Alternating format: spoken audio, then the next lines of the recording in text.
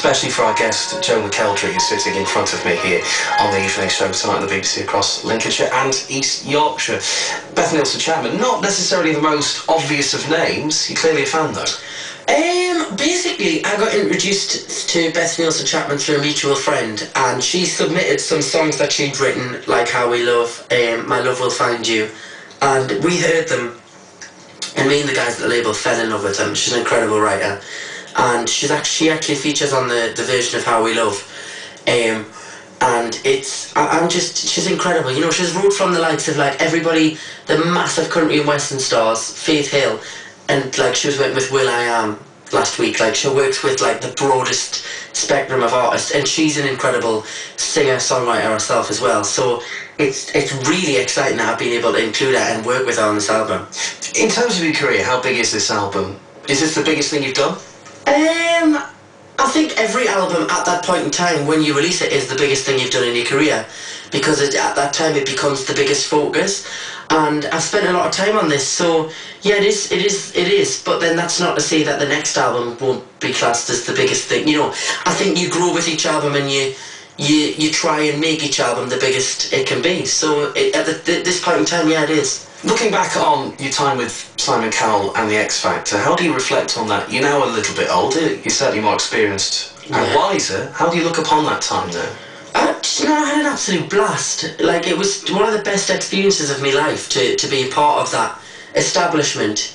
To be part of the biggest show in TV's, talent show in TV's history is a pretty, you know, and to see that I won that is like something that I can take for the rest of my life. You know, it's an incredible thing to be a part of, and I loved every minute of it. You know, I had a blast, and to be honest with you, I don't know how I'm going to top the next 10 years of my life after the last 3 I've had. So I'm starting to worry a bit. Does that put added pressure on you, though? Because people will judge you by that. Anything you release now, you will be, I guess, X Factor's Joe McElderry. Well, this album you'd have probably released regardless, wouldn't you? Yeah, well, I mean, you know, without X Factor, I wouldn't be able to release this album. You know, I've got the X Factor I've used as building blocks, and that's all I will use it for. You know, it was a great part of my life, and I never want to forget about it. But it's all about building from it now and moving forward. You know, and kind of appreciating the chance that I got from that show and the people who voted for us. You know, and the experience I got. You know, I got so much experience in such a short space of time, and it's now about using that experience for the rest of my career, you know, and building on it. When was the point that you knew your life had changed and things seemed different?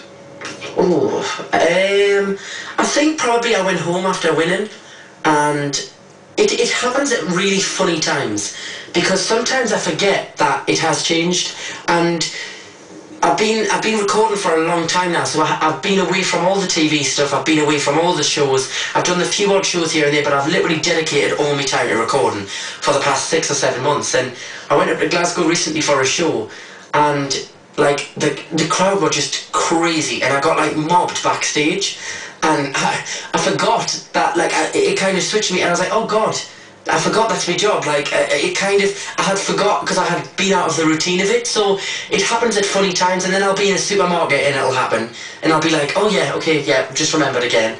Like, people know who I am, and it happens at really funny times when you least expect it. What is it like coping with fans are one thing, but there will be a certain level of press intrusion?